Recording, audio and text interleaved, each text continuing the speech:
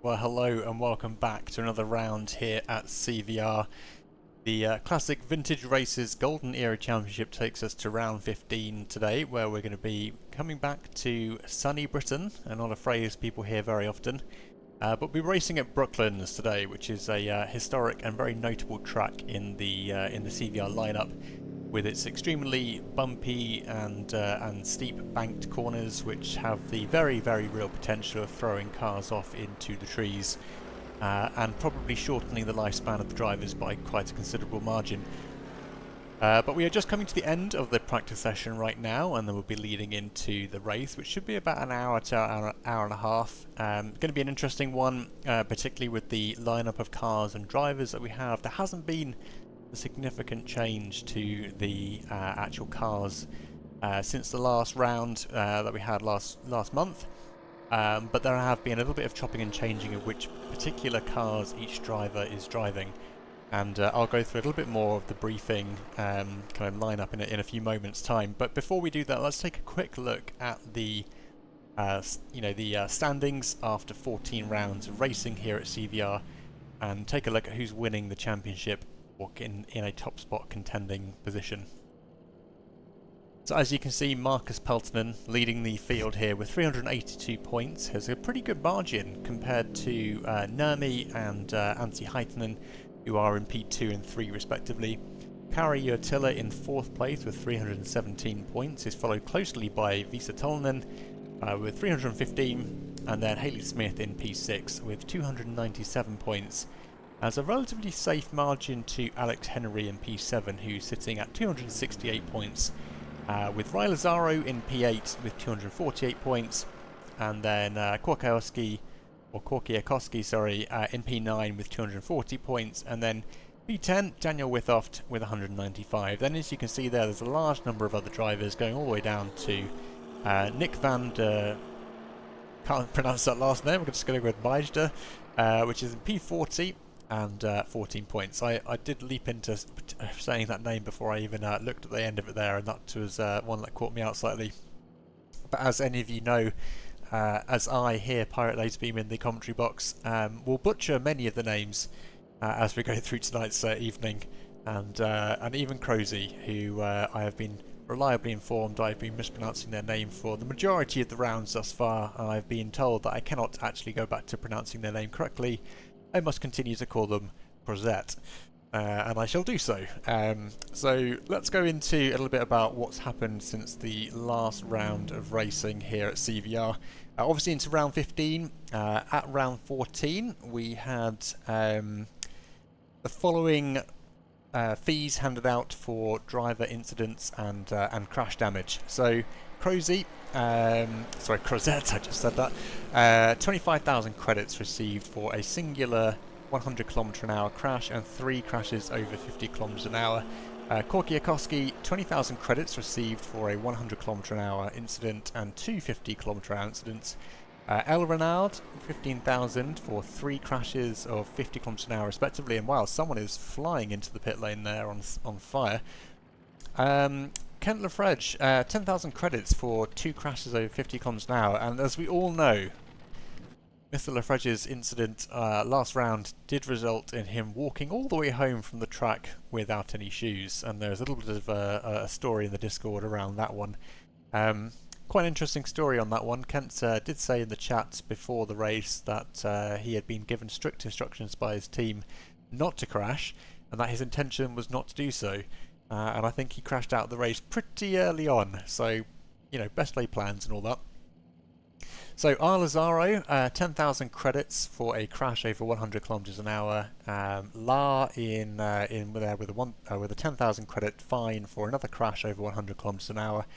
Withoft, 10,000 credits for 2 50 km/h crashes. Haitanen, 10,000 credits for 1 100 km/h crash. Tolinen and Yrtila and McGears, and also Jay Lemure, brackets COVID man, all received a 5,000 credits fine for 50 km/h crashes and the repair bills. There weren't actually any penalties from the last round, so that does mean that the only fines have been effectively for damage repair. It also doesn't mention that there were any DNFs, but I'm sure there was at least one, the aforementioned Kent Lafredge there with their issue. But let's talk a little bit about Brooklands. So the outer ring of Brooklands is an extremely bumpy 4-kilometre long banked oval near Weybridge in Surrey in England, and it requires constant concentration from the drivers, just like the previous track in Helsinki, but in a totally different way. It's very much a high-speed ring, and big bumps can throw the cars off balance easily. If you go the wrong angle at them, it could lead to you flying over the top of the barrier, which we all know has very little in the way of any kind of safety precautions. The tyres will also be under a significant amount of pressure and pushed to their limits, which may lead to quite a large amount of punctures, which we'll have to see how that plays into things. And also, engines are in danger of over revs and overheating, so going to be one to watch out for the drivers to make sure that they're maintaining their vehicles and pushing them to the race distance. Weather is expected to be cloudy with no rain on the horizon, and the weather should even start to clear more during the day. Temperatures are moderate, staying under 20 degrees Celsius. That should help things out from a temperatures point of view. And the start is going to be a standing start, but in the traditional Brooklands way, which all cars will basically be lined up side by side on the start line, rather than being spaced out in a linear grid. So going to be interesting. Going to be a very tight start. You can see the cars on the screen actually at the moment starting to line up, and they've only got a few kind of almost like less than a foot in between each of them, so hopefully no damage off the line.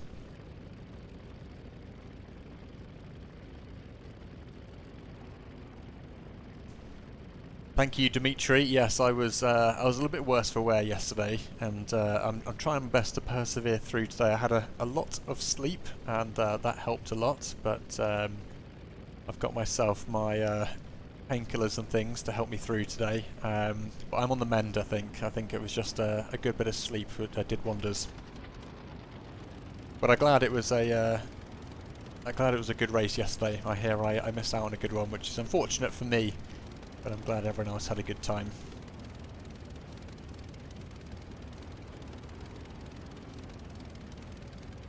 So let's go ahead and bring up the race here. We can have a quick look at the starting grid. It's going to be row 1 and then row 2 as the way that the Brooklands start begins, and that's what we've got here. So if you're on row 1, you're in a lucky position. If row 2, probably not going to make a huge amount of difference, to be honest.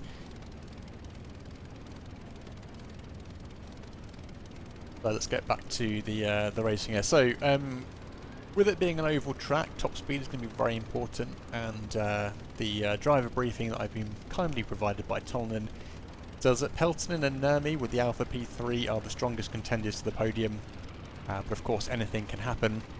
Heitinen, Uatila and Tolnan with the Napier Relton are drivers to keep an eye on. That is a notably fast car. It's actually the fastest car on paper, and that's a legendary racing car built in 1933 by Thomas and Taylor for John Cobb, powered by a 24-litre Napier Lion W12 aircraft engine, and it did set numerous speed records, including the lap record here at Brooklands.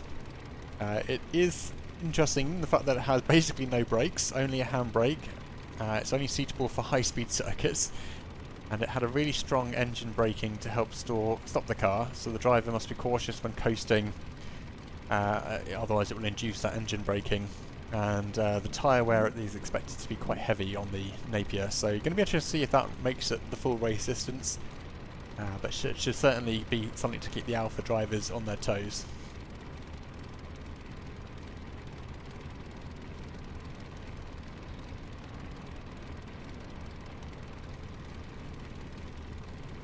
So just 52 seconds to go until we get racing here at Brooklands, and it's going to be a 45 lap race, which, as I mentioned earlier on, should take an hour to hour and a half depending.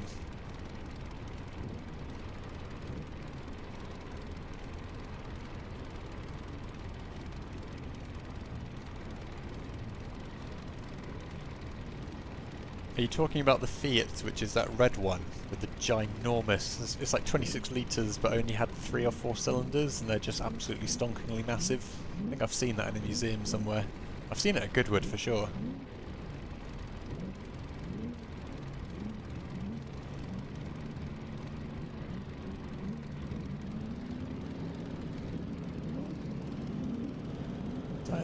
the lights are up. And away we go. Alpha's off to a strong start there, as they break away early with their superior acceleration. You can see Peltonen, Ledoux, Nurmi and La all starting to eke a slight advantage off the line here. And into the first of the sweeping banked corners.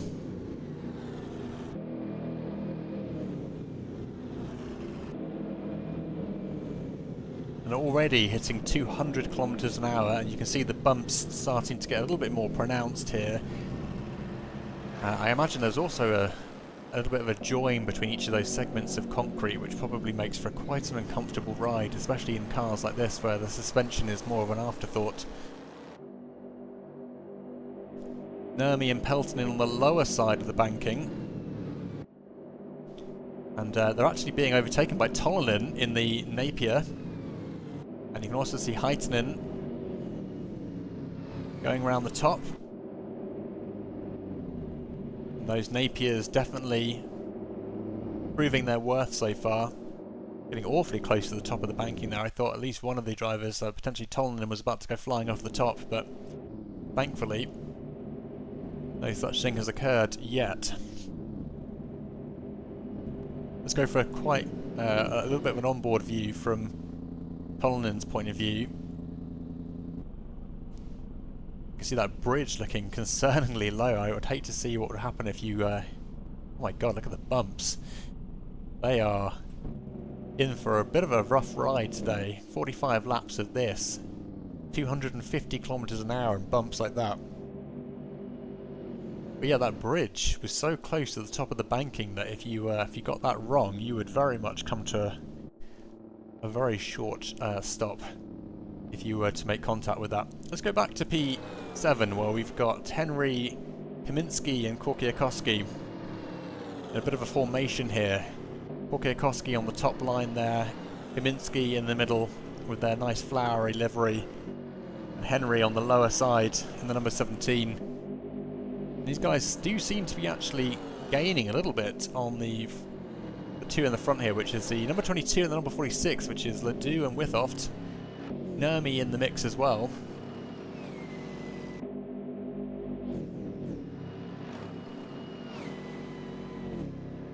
Look at those bumps. That would have been absolutely terrifying to drive, I'm sure.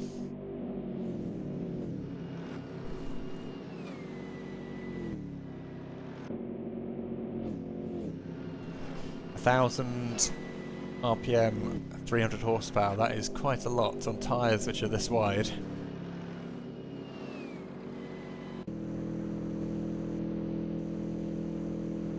So let's take a look here from this camera here. You can see Withoft actually making a little bit of a sweep and run here on Nurmi, overtaking. There's that bridge I was mentioning a second ago. And you can see the bumps now starting to catch the front of the car, which undoubtedly causes it to go from feeling very heavy on the suspension to suddenly feeling a little bit light as it rebounds.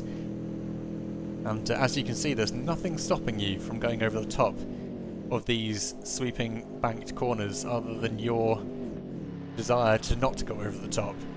So driver skill being very important, taking into consideration what you know about the track and hoping that you don't get a flat midway through one of these corners. But Heitinen and Tollenin out in the front now by a good margin. Uatilla in P3, Ledoux in P4, Withoft in P5 and Nurmi in P6.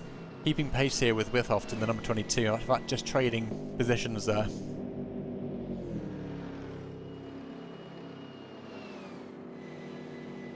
I do wonder with a 26 litre engine, what kind of fuel economy are they getting on these? Probably not much. Withoft and Kaminski now side by side. Sorry, Withoft and Nurmi side by side. Let's take a look at things from Nurmi's point of view.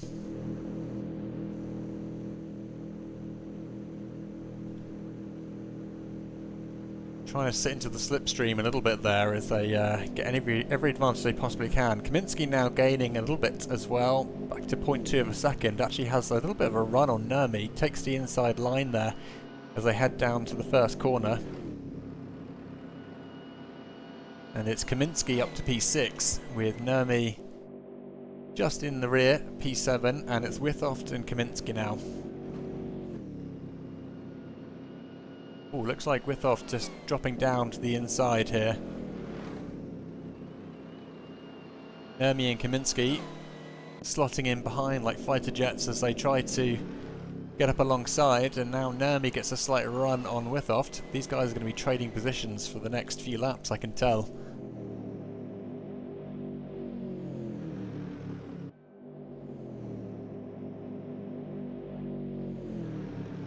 So Lenloon already into the pits there. Looks like they've returned to pits via teleportation. That suggests a disaster has befallen them.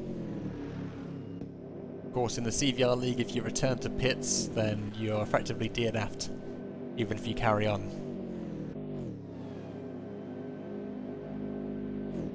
Let's go on board with Kaminski and just see how things look from their point of view as they start to get a bit of a run. They seem to get a little bit of a run just coming out of the bridge on Nurmi and potentially Withoft, but definitely seems to be different parts of the track which favour different drivers, and you can see now Nurmi slingshotting up on the outside. The bump's starting to really cause a little bit of havoc there as the cars really start to jump around. And Kaminski's now slotted in behind in P7 with Withoft in P6 and Nurmi leading these trio in P5.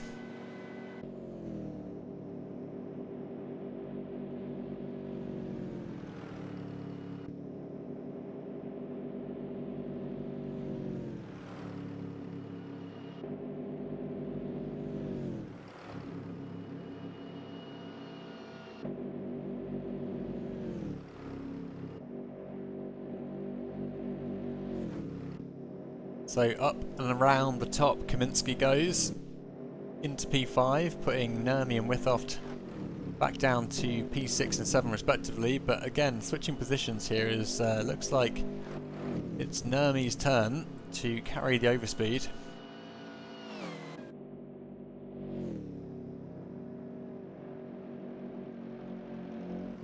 Ah, Haley, sorry to hear about that.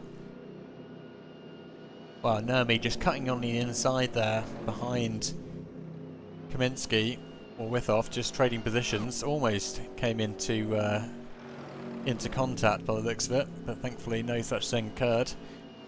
And they've already completed 7 laps here, so this is going to be a shorter race compared to some of the other rounds here at CVR. I'm sorry to hear that Chungus 1 hasn't got a spot on the grid. Hopefully that isn't the last Chungus 1. Nurmi still in the mix here.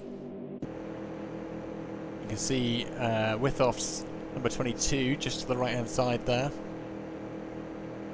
Nurmi seems to be taking a slightly lower line here and then cutting back on the inside to cut around the houses here. Again, I love racing from this era. There's 230 kilometers an hour and there's a house directly adjacent to the track with a brick wall there and nothing to stop you from hitting it. Love it. And then a bridge here which could easily decapitate you if you hit that at the wrong angle. Nurmi seems to be dropping down to the inside of the banking on the exit here to turn that into a little bit of overspeed. Gets them a little bit of an advantage here on Withoft as they cut down on the inside and overtake past the train.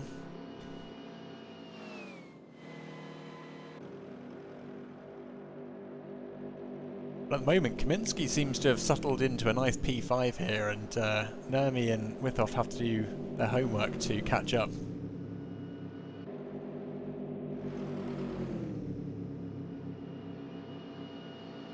Withoft and Nurmi once again side by side.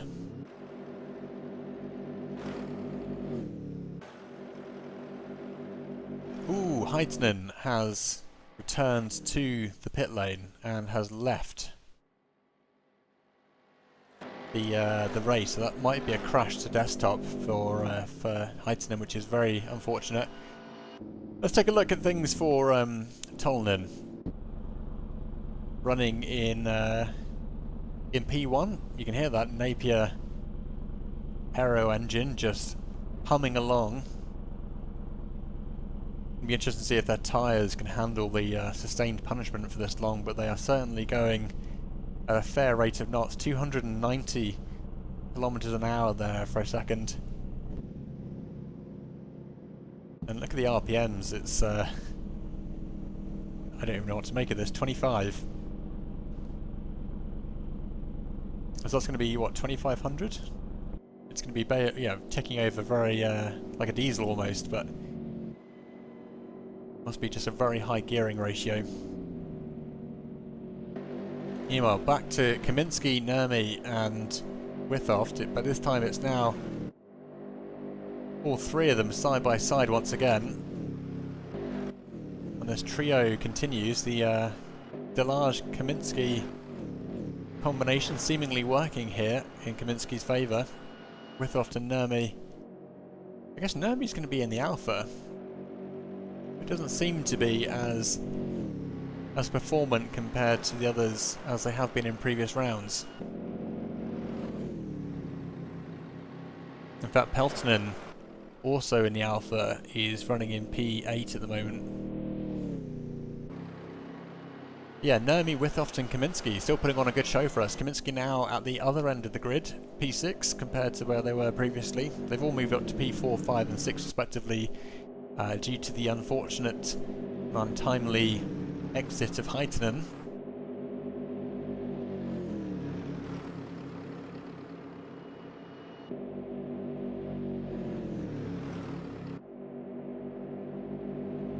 Racing Chungus 1 at the 1939 race just to be annoying. I'm sure that would be absolutely brilliant to behold.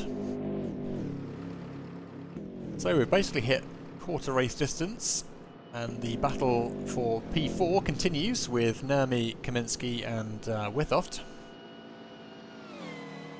Although Nurmi now 1.2 seconds behind. And Kaminsky doing their best here to keep pace with Withoft.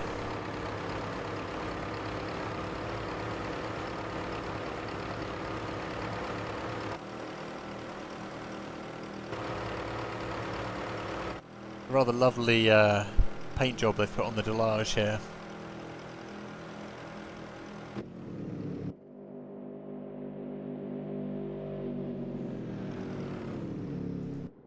So Tolnin is in P2, Uatilla is also in the Napier but has moved up to P1.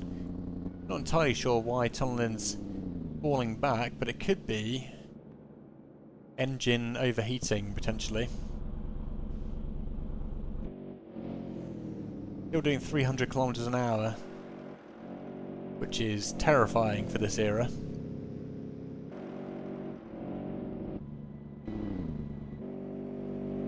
The Do in the Alpha is the fastest of the Alphas at the moment.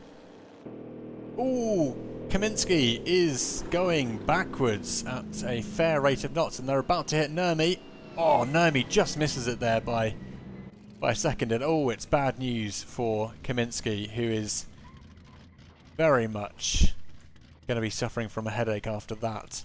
They've got 2 rear punctures, and they've somehow managed to put themselves right in the middle of the firing line here, which is very unfortunate. They're going to have to... Ooh, gosh, that was Tolnin. Oh no, that is terrible news for Tolnin. I was hoping that they would have seen and be able to move out of the way, but Tolnin is now out with a rear right puncture, and that is very bad news for Tolnin.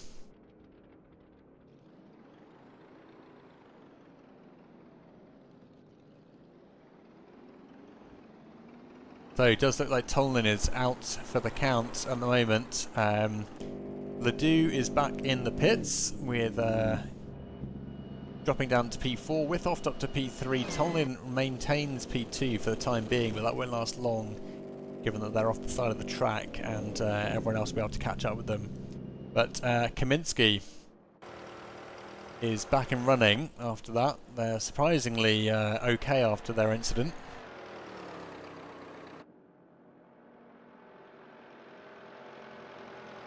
And that has certainly changed the running order quite substantially. So Nurmi up to P4, having stayed clear of the trouble. Korkiakowski up to P3, equally staying clean, and Tolnin is still on the side of the track here repairing as they've dropped down to P6. A minute and 17 until La overtakes the... Well, sorry, I stand corrected. La has just overtaken Tolnin, as has Kaminsky and Ledoux. No, sorry, the tower is getting itself mixed up. So yeah, Tolnin still holding here in P7. Hopefully they can get that rear right wheel up and running and get back onto the track. Henry is also in the pits.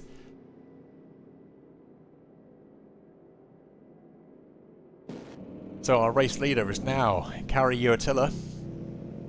There's Tolnin on the left-hand side off on the field.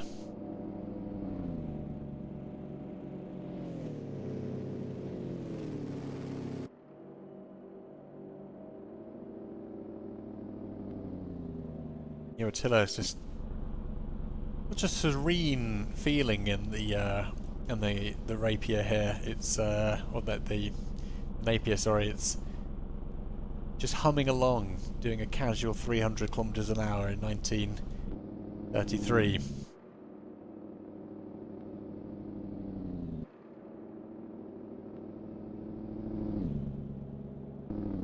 Meanwhile, Nurmi starting to close in on Korkiakoski here. Korkiakoski in P3 and the number 28. Nurmi P4, 0.7 of a second behind. There's Lubomirski in P9 in number 14, just being overtaken by Nurmi. That brings Nurmi and Pelton together as teammates into P4 and 5 respectively.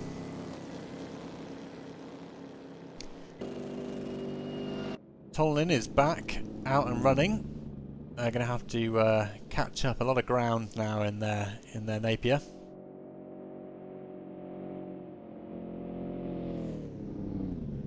See what they can do. Going slightly high there, catching quite a lot of bumps. I know it's got an aircraft engine in there, Tolnin, but you don't want to use it as an aircraft. So Korkiakoski, 0.3 of a second ahead of Nurmi at this stage, and Nurmi is closing in. 0.2.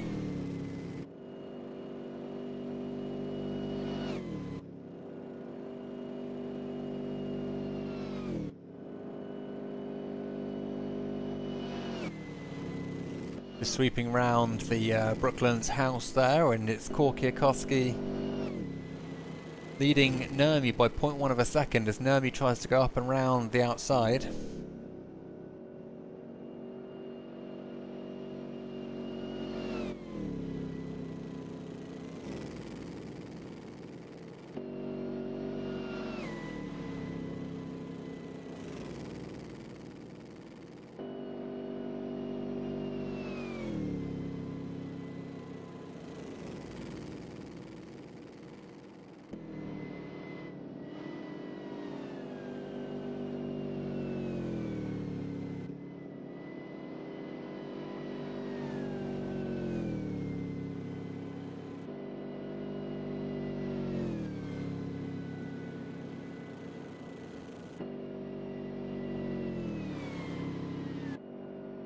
Checking my internet connection files, I'll just see if there's anything else downloading in the background.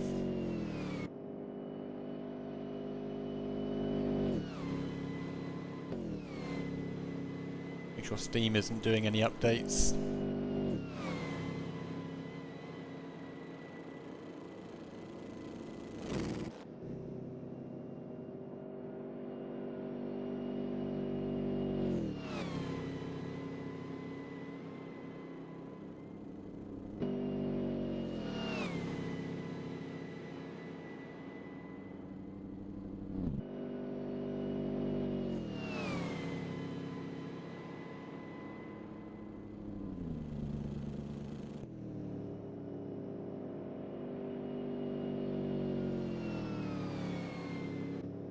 I'll just drop the stream bitrate slightly, see if that improves things, but let me know if there's any other issues.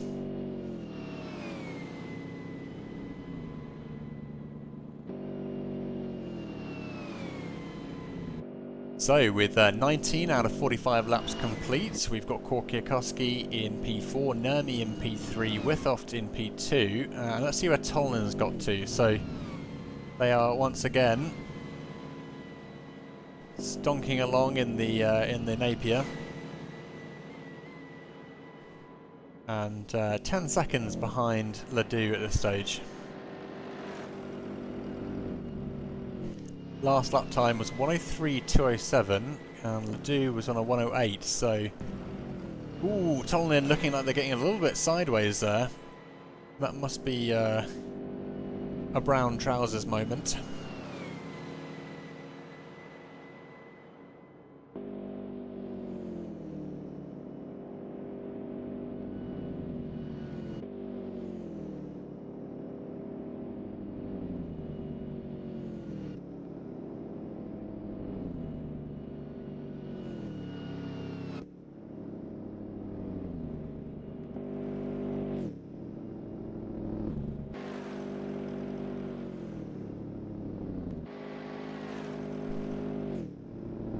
So Tollinen currently still running in P9. Based on their lap times, they should be able to catch up with Ledoux in relatively short order, and that should then bring them back into P8. But they do have quite a lot of ground to cover here. Obviously they did have quite a large accident, and that would have put them a fair few seconds down the grid, but it's not insurmountable, I wouldn't say. They've got over half race distance to go, and if they are shaving off 5 seconds or so per lap, then it may not be outside of the realms of possibility for them to catch up to at least a relatively high position in the running order, subject to not having any further issues, which of course is never a guarantee.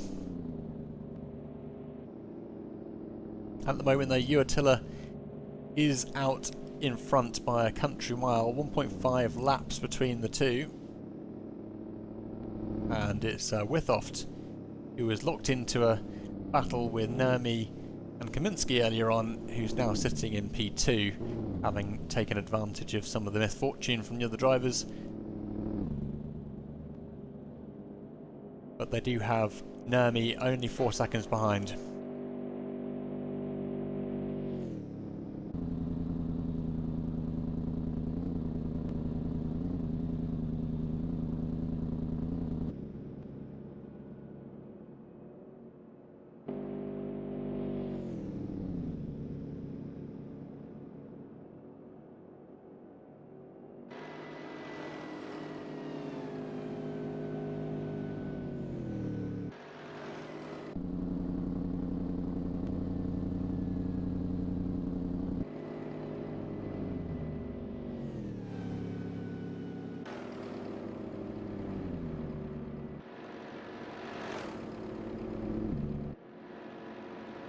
So Tollinen's only 1 second behind Kaminski now. They've already overtaken Ledoux, and Kaminski's the next in line, and they are going to be light work for the very fast Napier-Ralton here.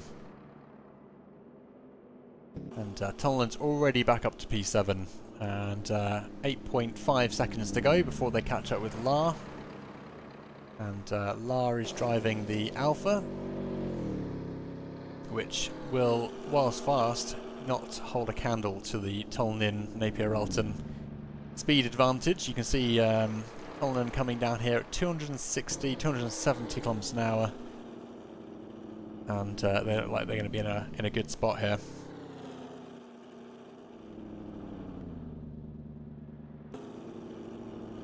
Ledoux in the pits. They're still in the car, which is good news. Hasn't been a disconnect. Ooh, that is Alan in the Talbot, and they are now driving backwards down the circuit towards the pit lane, which is always a questionable health and safety issue. Are they going to get automatically rotated around, or are they going to have to turn themselves around? There's Chungus 1 in the pit lane, for those who are missing out on the wonderful Chungus 1 Bentley blower. Withoft has just come into the pit lane, so they were running P2, they've now dropped down to P4, Korkiakowski up to P3 and Nurmi in P2. Tolnin has overtaken La and is now in P6, heading back up towards P5. Meanwhile, Nurmi, 23 laps in, currently running in P2.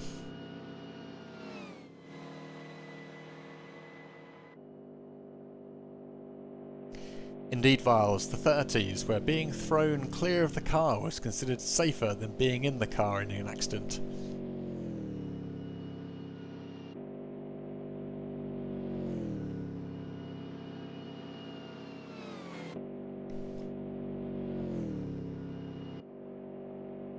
I don't know if any of you have ever seen a documentary called The History of the Pit Stop, but there's some great footage of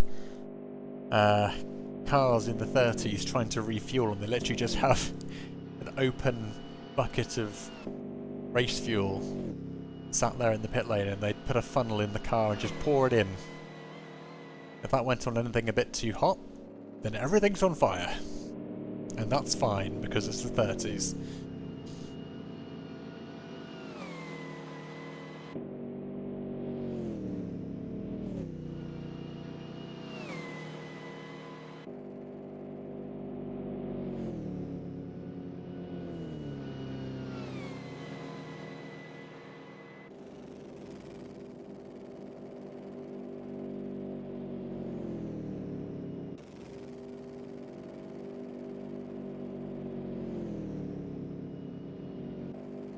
The fire does make the car faster. Everybody knows that things which are on fire go faster.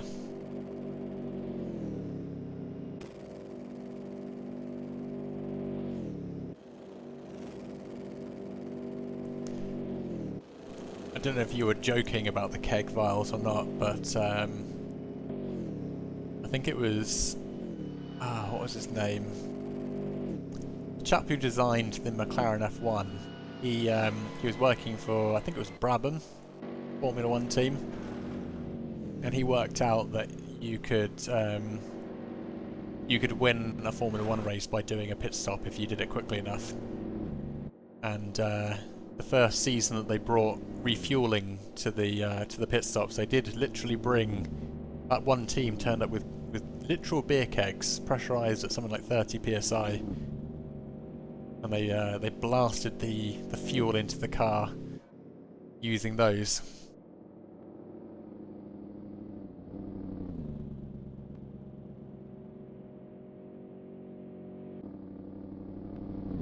But there was a brilliant story where when they were first coming up with the engineering, they would need to refuel these Formula 1 cars. They needed to get the air out of the fuel tank as quickly as they were getting the fuel in.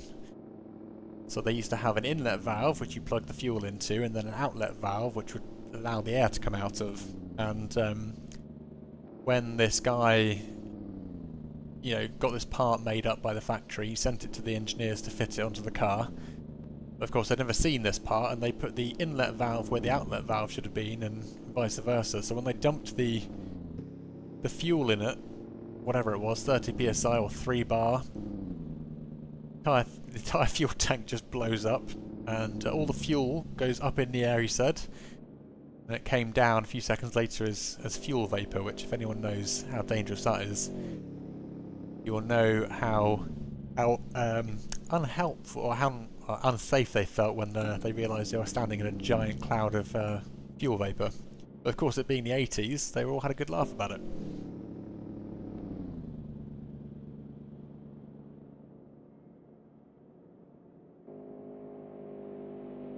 So Tolnin, despite crashing out and being on the side of the track for a few laps, is now already back up to P4, just showing the absolute awesomeness of this car. It may not have any brakes, but it certainly goes fast in a straight line. And the banked corners here at Brooklands is perfect for the Napier, as long as you can keep it going in a straight line.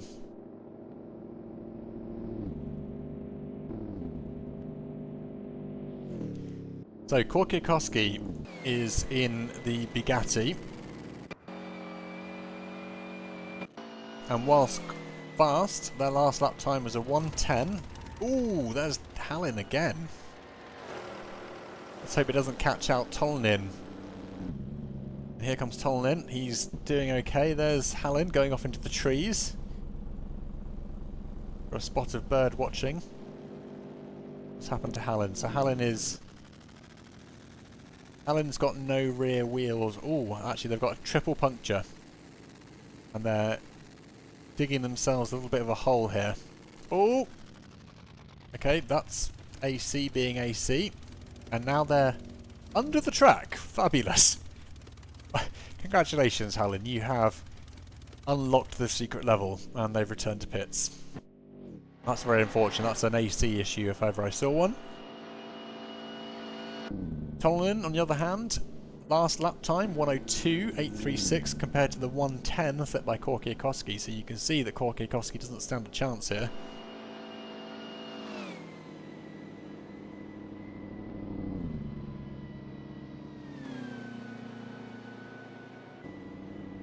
No, Vard, you're right. In the 80s, for the Formula 1 pit stops, when they were doing this refueling, he insisted that everyone wore, you know, fire retardant suits in the pit lane. It wasn't just the drivers anymore; everyone had to wear it, except for him. And there was just brilliant pictures of him in like shorts and short sleeve shirts, just standing around while everyone else was wearing these fireproof suits.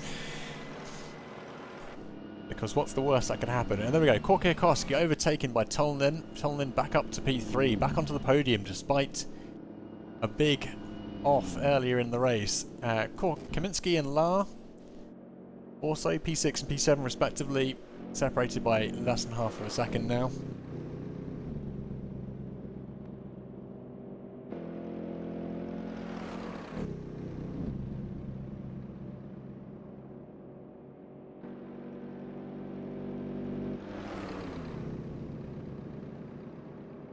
Lara and Kaminski now weaving side to side as they go toe to toe here. Got a little bit of competition. That's Uatilla up on the top of the banking there. Look at this, Nurmi being overtaken by Tolnin as if he was standing still. That Napier is just absolutely on rocket fuel. As Tolnin gets themselves back up to P2. All they have to do now is not die with the bumps. Yes, Magdragon. Yeah, no, you're right. Coal mines, terrible place to be in those areas. Coal dust, of course, extremely flammable. The same with bakeries, oddly enough. You know, flour, once it gets into the air, very explosive. Basically everything was explosive.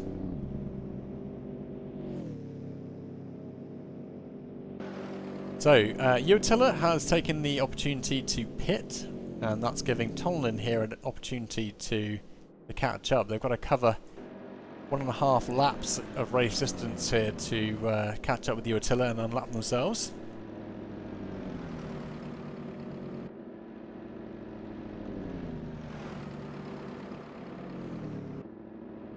But Hallin, I think, is back out and running, despite probably being DNF'd for the return to pits, although arguably that wasn't their fault.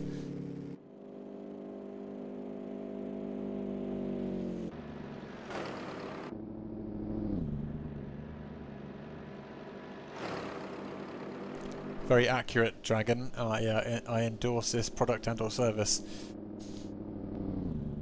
So Tolnin, 42 seconds. Uatilla hasn't got moving just yet. This looks promising for Tolnin to put themselves back into the race lead. Of course, I don't know because it happened probably off camera, whether Tolnin has replaced any tyres. I'm assuming they haven't. I mean, they did have to repair the puncture, but whether that means they are back in a similar position to Uatilla, or whether Uatilla has the upper hand now because Tolnin will still have to pit, that is another question.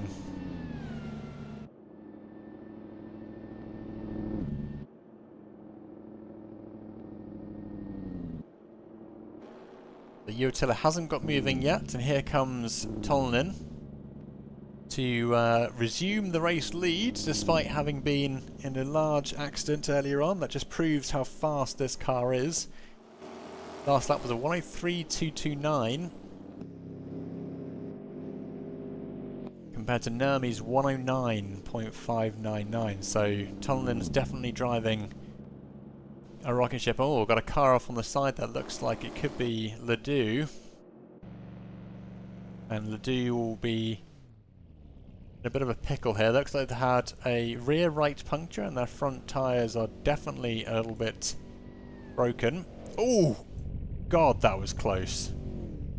I think Lars probably just had a Code Brown moment. Oh God, this doesn't look good. Welcome to the 30s, everyone, with AC physics.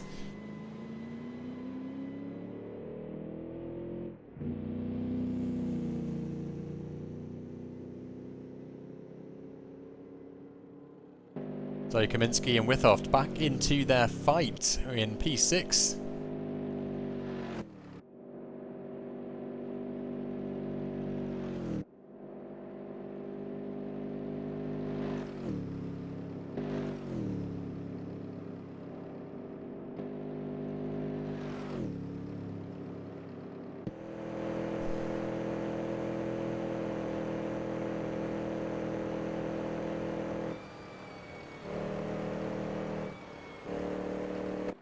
Kaminski and Withoft going absolutely hell for leather here as they go side by side through some of these corners, trying to get the upper hand on one another.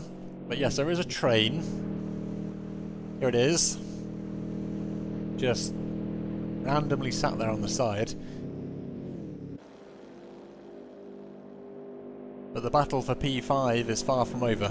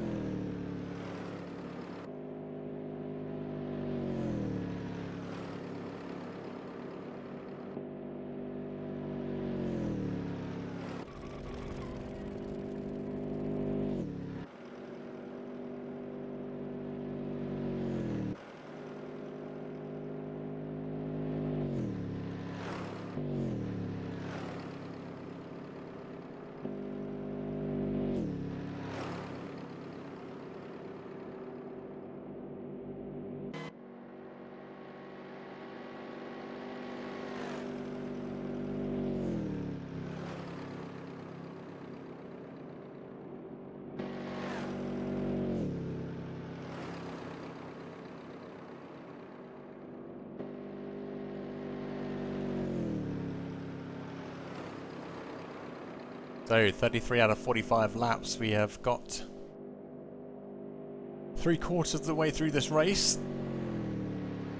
And it's anyone's guess who's going to win this race, because whilst Tolnin is leading for the time being and is 30 seconds ahead of Nurmi, it does look like Uatilla, after a prolonged pit stop, is back out, and of course won't take them long to start gaining positions here. It's just whether they can do that in the next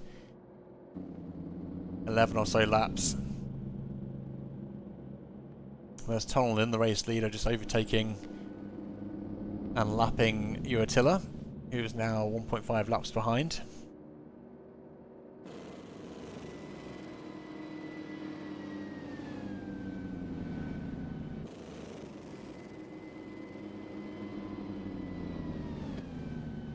Uatilla now right behind. So I think Uatilla's going to be banking on Tolnin needing to pit here, but again, as I mentioned earlier on, I'm not entirely sure what the status of Tolnin's pit stop requirements are at this stage.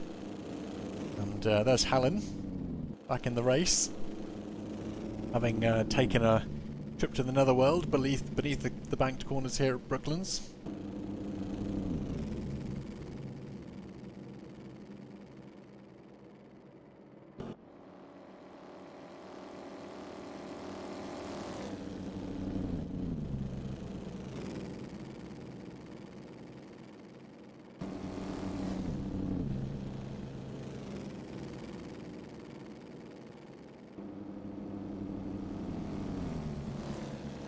This puts Uatilla in a bit of a pickle because they are literally behind the person that they need to lap a few times, and they are actually overtaking.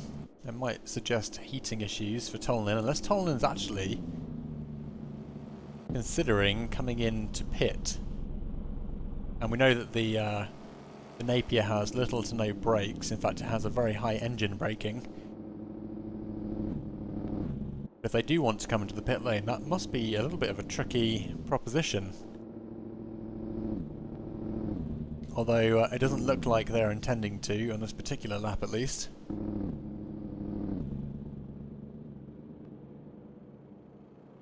The pre-war race at Goodwood happened yesterday. Oh, very nice.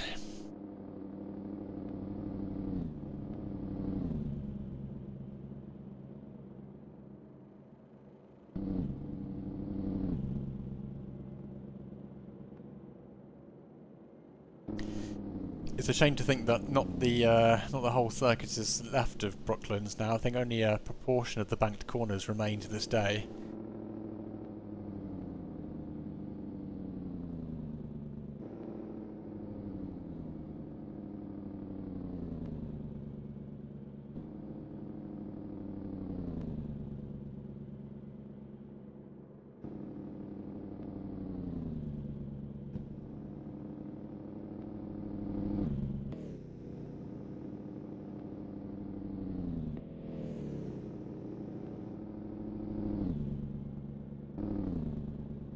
So it looks like Ledoux coming into the pit lane there. Clio's also in the pits, although I think they've left the vehicle. No, Clio is in the vehicle, so that's fine. Tolnin still running in P1, but it's Uatilla who is attempting to come back from quite a disadvantage here. They were winning this race until they pitted, and that's put them down to P8, with quite a large number of cars ahead of them now. And unfortunately, not a large amount of time to do something about that. 37 out of 45 laps. It doesn't give them a huge amount, even if they are taking 5 to 6 seconds a lap off of their cars ahead.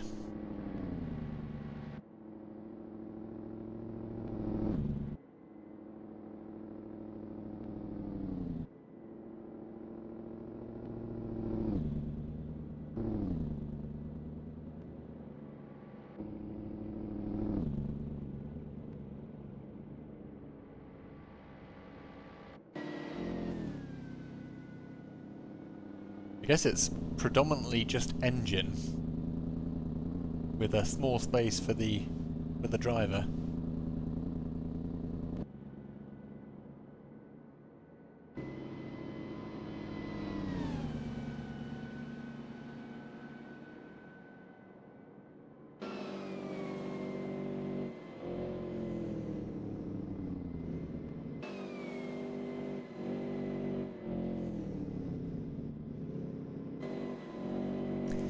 So Uatilla now sub 1 lap behind and gaining. Last lap was a 1:03.236, and they are 16 seconds behind La, so that shouldn't take too long to close.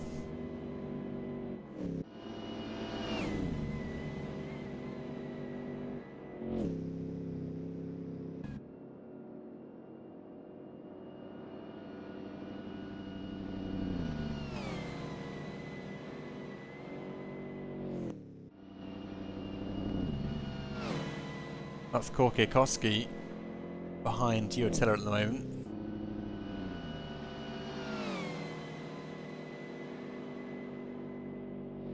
.109 on the last lap, so just goes to show how much faster the Napier is than even Korkiakowski's Bugatti. At the moment, it's looking good for Tolnin, unless Tolnin has to come in to pit for any reason. But if they can just hold out for another 6 laps, they are in a very good position here.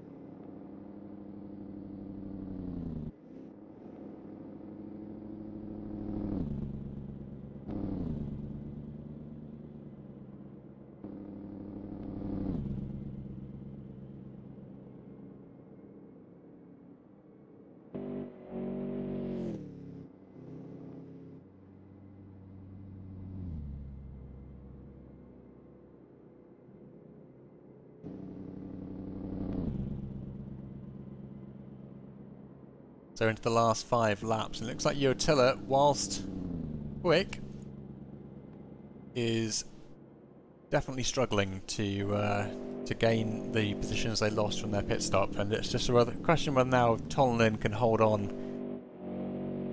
the remaining 5. I suspect they will be able to, but let's see what they can do. Fortunately, no battles elsewhere on the track, even Withoft, Kaminsky and Nurmi are all separated now by a fair margin.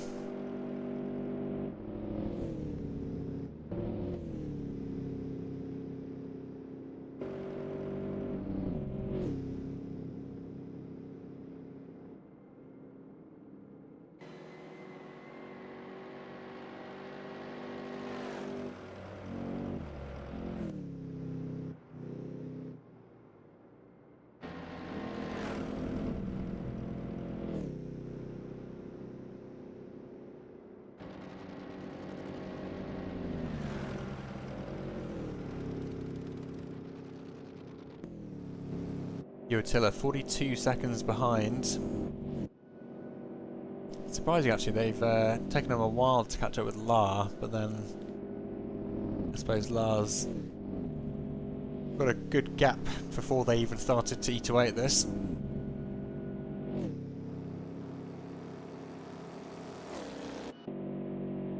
It does look like Uotila's in a bit of a predicament. 45 seconds to go, only 4 laps left to do, and that means they're going to probably take about 20 seconds out of the gap to La, but no more.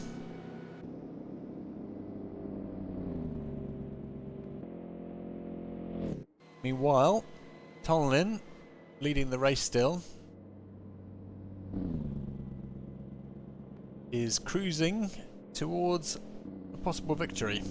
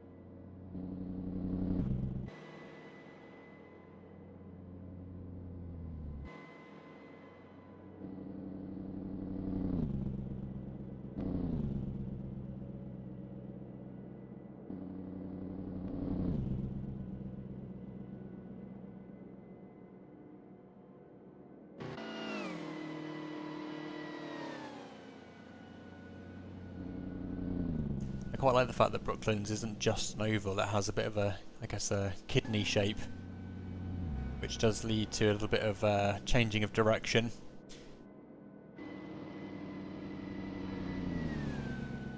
But that's lap 43, and we've just had, that looks like Kaminsky, yeah, just rejoining the circuit. They are going backwards with a rear right puncture. I was wondering why they were going in a slightly different direction. And of course it's because, you know, as you see in these 1930s races, they are driving backwards. Oh, don't go onto the circuit. Nothing to see here, just a car driving backwards. And they've just reset. And they're right in the firing line now.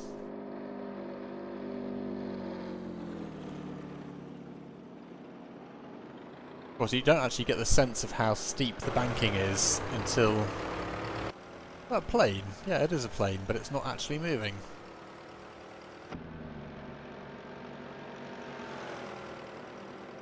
Once 3D modelled Brooklands, that must have been an experience.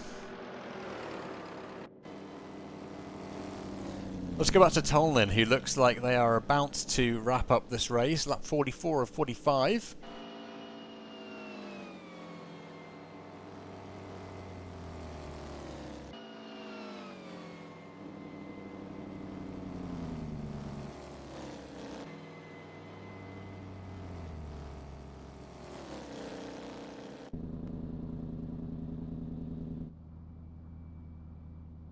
I like how it doesn't actually look like the wheels are touching the ground. Here comes Tolnin to start the final lap.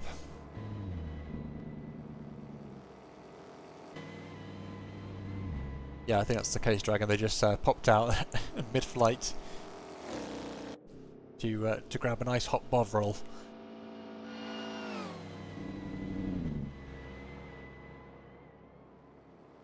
So Nurmi and Tolnin, Korkiakowski on track for a podium here, as Tolnin has now started the final lap.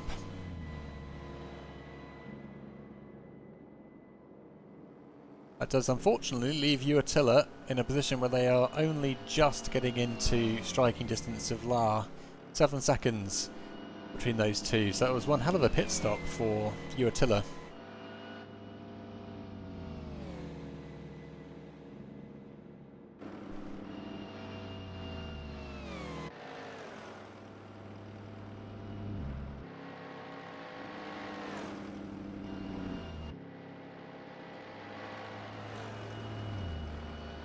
And once more, past the pit lane. That's not actually where the start-finish line is, I don't think. So we're going to have to go round a little bit of the next corner. I think here's the start-finish line now. And there is Tolnin.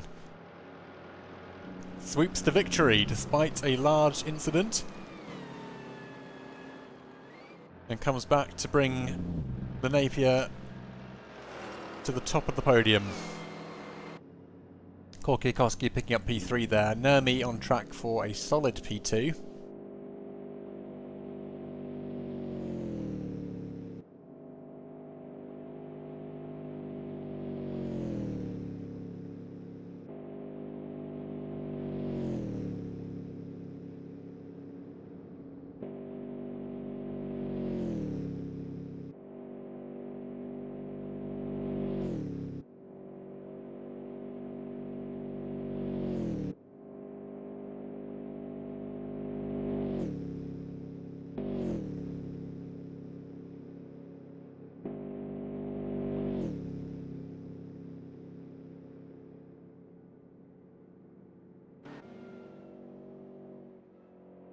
So there we have it. Final running order is Tolnin, Nurmi, Korkiakowski, Peltonen. That's a good result for Nurmi and Peltonen as teammates. Withoft in P5, Uatilla in P6, La takes P7, Henry in P8, Minsky in P9, Ledoux P10, Ball in P11, Lubramiski P12, Cleo P13, Magnussen P14, Hallin P15, and then Heitinen, having ducked out early in the race, P16, and Len Loon, last but not least, in P17.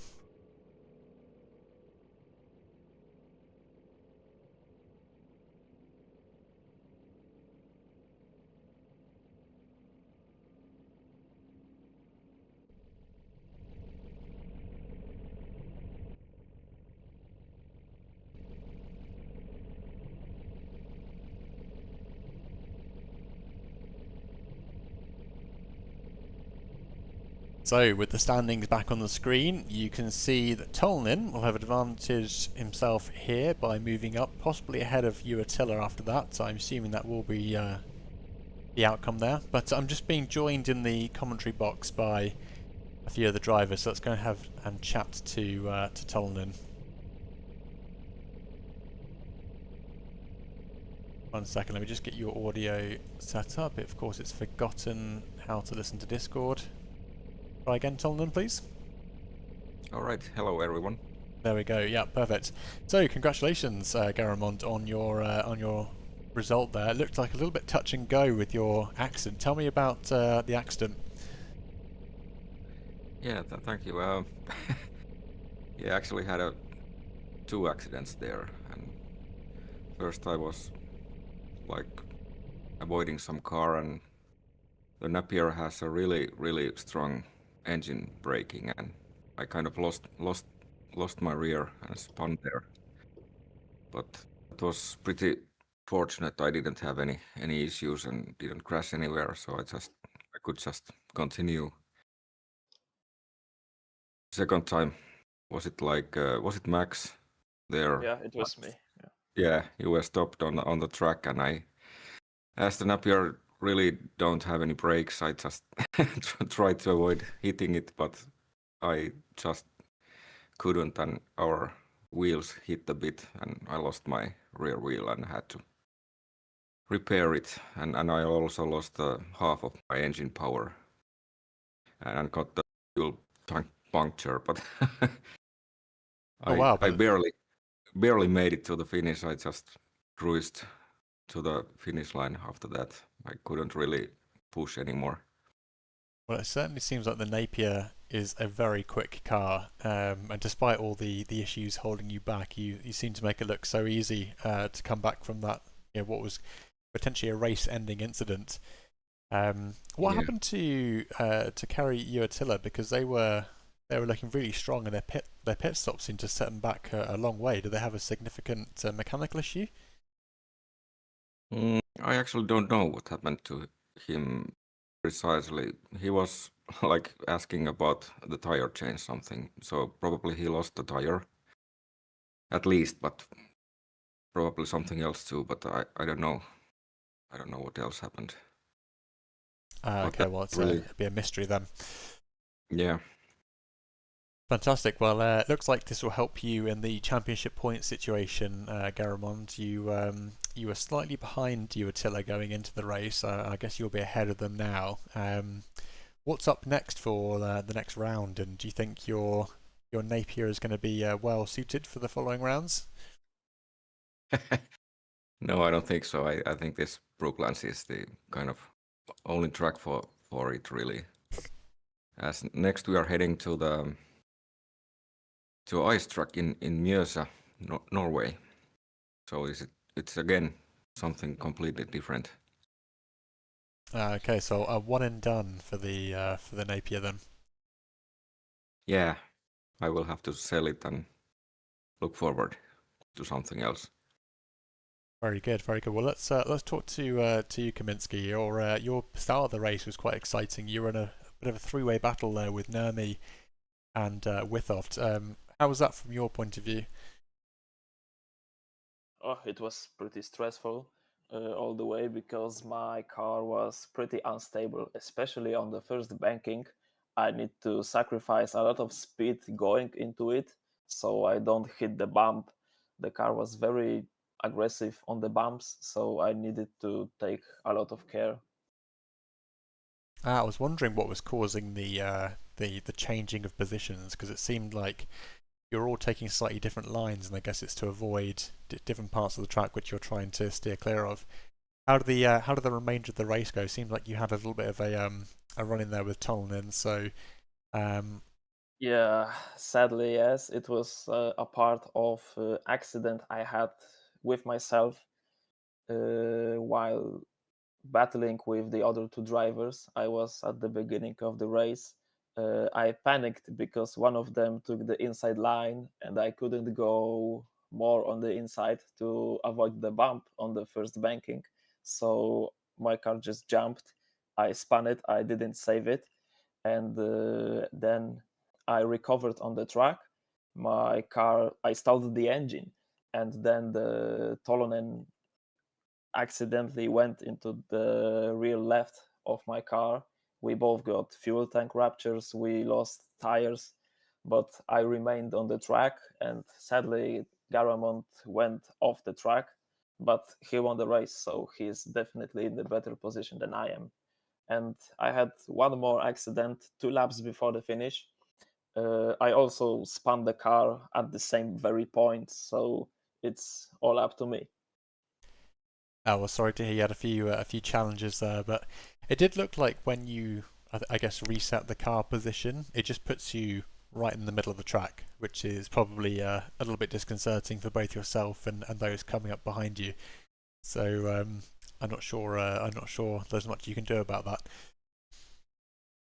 Yeah, that was pretty the most stressing situation in the whole race. Also, the fact that you need to actually start the car manually, it adds to the time when you're in the middle of the racing line. So yeah, that was not as safe as I thought it will be. but I just didn't have the idea that it would teleport you back at the racing line. Yeah, that's certainly something that you can't really plan for. I don't know if any of you saw it though, but you all came out a little bit better than Hallin did, who somehow managed to get teleported underneath the track. Oh, Yeah. If you watch the stream back, you will see that I think Hallin had an accident and then was trying to get back towards the track, and then as they got off the grass, like at one wheel onto the tarmac, suddenly it just turned the car upside down, and then it just was underneath. Yes, I've heard about it in the voice chat, underneath the yeah. banking. So yeah, they unlocked the secret Sadly, level. yes. Yeah, Yeah, the Brooklands have. actually landed on another piece of whatever it was, about 20 meters further down.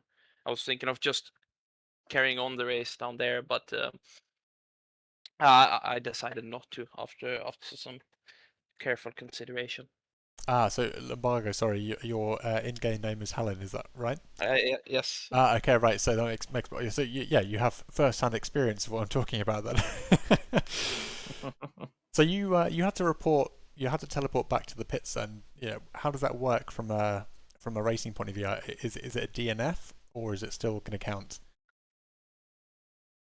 I actually don't really know. I DNF'd later in the race anyway, but I think with track when it's a track fault like that, when you just go through the ground, you'll have to ask Garamond because he's the boss, but I don't think that will count as a DNF. Yeah, normally teleport is not allowed, but when it's like some bug in a game or something, then I just allow the player to rejoin. Yep. Okay, that's fair enough. And Helen, I saw as well at one point you I think you entered the pit lane in backwards at high speed with a lot of smoke coming off your tyres, and you had to drive back to your pit box the wrong way down the track. Tell me about that. Yeah. I made the mistake of trying the Indy Spec Talbot around here, and that car weighs a ton. Quite literally, it weighs a ton, and it only has 3 gears, which I forgot. So I went to take third.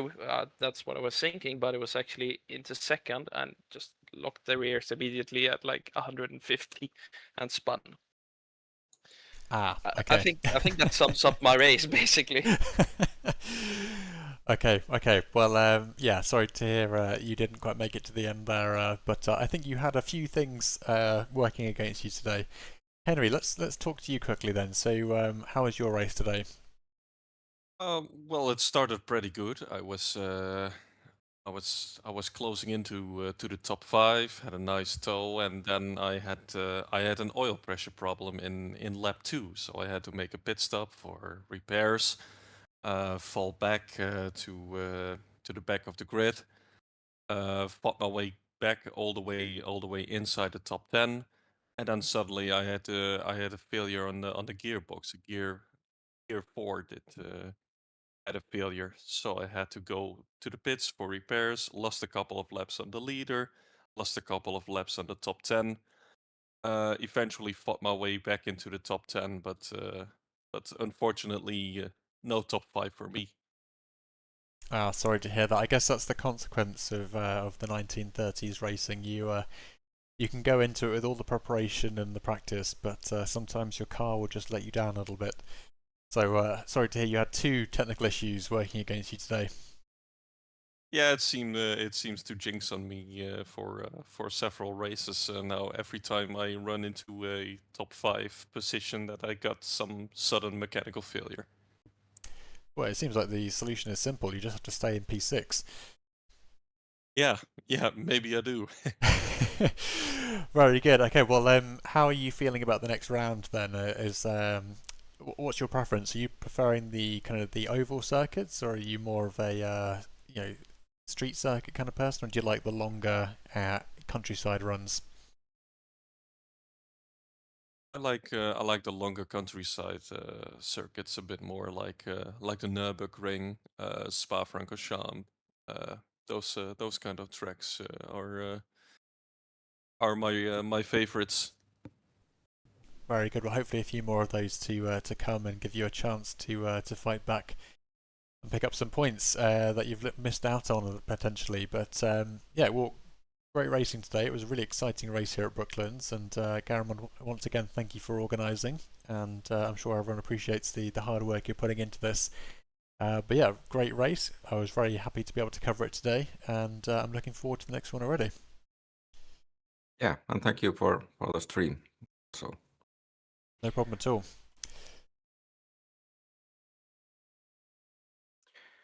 all right, I guess that's it for tonight. Yeah, thank you very much, Garamond and everyone, and I'll catch you all again next time. And thanks for everyone in the stream for watching. Hope you enjoyed yourself.